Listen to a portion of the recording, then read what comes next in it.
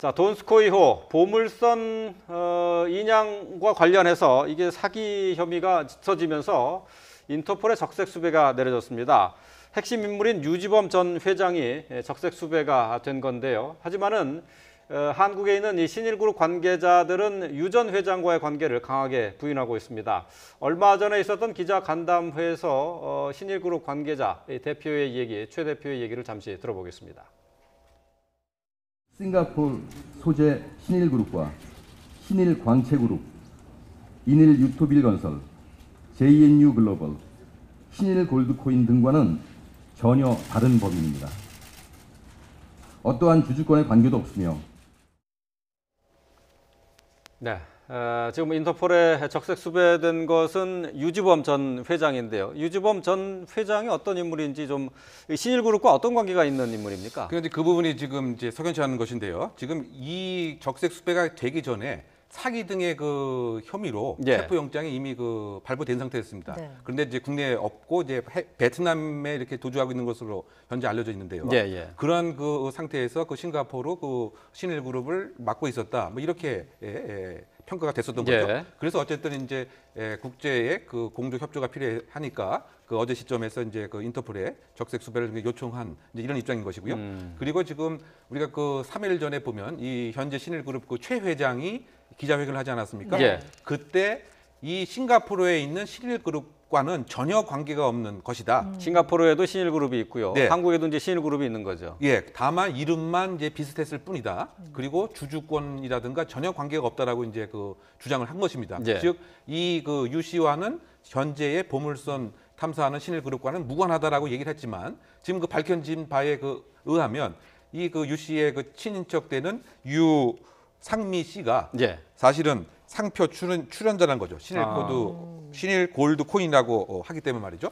그렇다 본다면 현재 신일그룹 이사회에 그 참여해 있고 유지범 씨의 친인척이라 한다면 지금 전혀 관계가 없고 주주권도 전혀 관계가 없다고 하는 것은 사실이 아닌 가능성이 이제 높은 것이다. 이렇게까지 요약할 수 있을 것 같습니다. 그렇군요. 수사가 지금 계속 이어지고 있는데 경찰은 가상화폐 투자와 관련한 피해자들의 진술도 확보를 했습니다. 자, 투자자들이 거액의 돈을 신일그룹 대표의 개인 계좌로 보낸 사실이 밝혀졌는데요. 관련된 내용을 함께 먼저 들어보고 오겠습니다. 두세 시간 만에 들어오더라고요. 코인이 뭐 실체가 없죠. 그냥 인터넷상에 정확히 25일에 준다 그랬는데 저는 믿지 않습니다. 보물상이라더니만 또 지금은 이제 뭐 침벌상이라고 표현을 하고 일련의 모든 것들이 믿음이 안 갑니다. 네, 뭐 거액의 투자금을 개인 계좌로 보내라고 했다. 글쎄요, 상식적으로 이해가 잘 안 되는데 어떻게 봐야 될까요? 이것뿐만 아니라 모든 일이 그렇잖아요. 상대가 주체가 법인일 때 법인 계좌로 돈을 보내지 대표이사 개인 계좌로 돈을 보내는 거의 없습니다. 그렇지 않습니까? 우리가 예를 들어서 뭐 어디 물건 살 때도 그 회사로 보내지 그 회사 사장이라든지 담당자한테 보내지는 않지 않아요.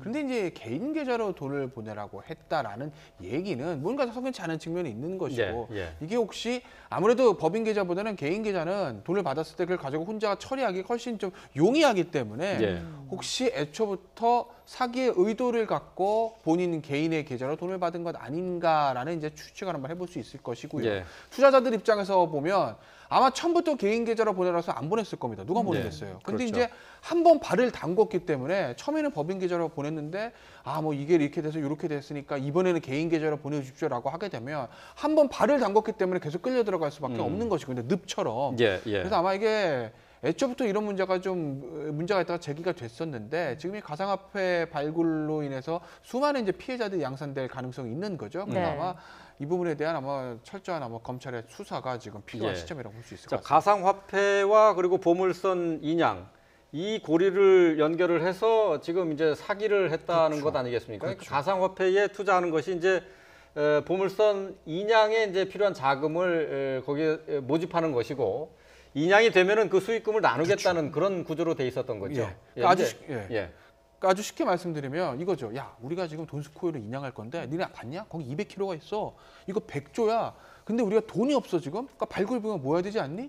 그러니까 너희들이 지금 우리한테 발굴 비용을 투자하면 우리가 코인을 줄 건데 우리가 이걸 너희들이 준 돈을 가지고 발굴을 해가지고 금이 나오면 그거 100조야. 그러면 우리가 발행한 코인의 가격이 올라가겠지? 그러면 너희들은 떼돈을 벌 수 있어. 이렇게 얘기를 하는 거죠. 네. 그래서 아마 이 투자자분들이 거기에 속아서 지금 투자를 하신 것 같은데 네. 좀 안타까운 일이 발생을 한 거고요. 지금 뭐 검찰 수사뿐만 아니라 지금 뭐 얼마 전 언론 보도 따르면 투자자들이 지금 이 신일그룹 측을 상대로 집단 소송도 준비하고 있다라는 이제 보도도 있었는데 문제는 소송에서 승소하더라도 과연 이 신일그룹 측이 그 돈을 온전히 가지고 있을 것인가, 같이 배상받을 수 있을 것인가, 이게 문제인 거죠.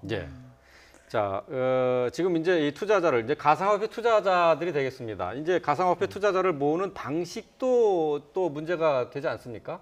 이 다단계 방식으로 했었던 것으로 뭐 거의 뭐 드러났다고 봐야 되겠죠. 그렇죠. 그렇게 볼 여지가 있는 거죠. 그러니까 일반적인 투자라고 하면 예를 들면 본인이 100만 원으로 투자해서 100만 원은 뭐 1억을 투자하면 1억. 거기에 상당한 가치. 그러니까 이 부분은 코인이 주게 되겠죠. 코인만 주면 되는 건데 이게 투자 금액에 따라서 회사의 뭐 이사, 팀장 이렇게 직위가 올라갔다는 겁니다. 투자 금액에 따라서 모집한 사람에 따라서 본인의 지위와 그레이드가 올라가는 거. 이게 전형적인 다단계 방식이거든요. 그렇기 때문에 이 신일 측이 투자자들을 모집해서 코인을 발행하는데 단순 발행이 아니라 다단계 방식까지 차용한 것이 아닌가라는 지금 의혹이 생기고 있는 거죠. 네, 의혹이 커지고 있습니다. 관련해서 철저한 수사가 필요해 보입니다. 지금까지 이웅혁 건국대 경찰학과 교수 김태현 변호사와 함께했습니다. 두 분 말씀 고맙습니다.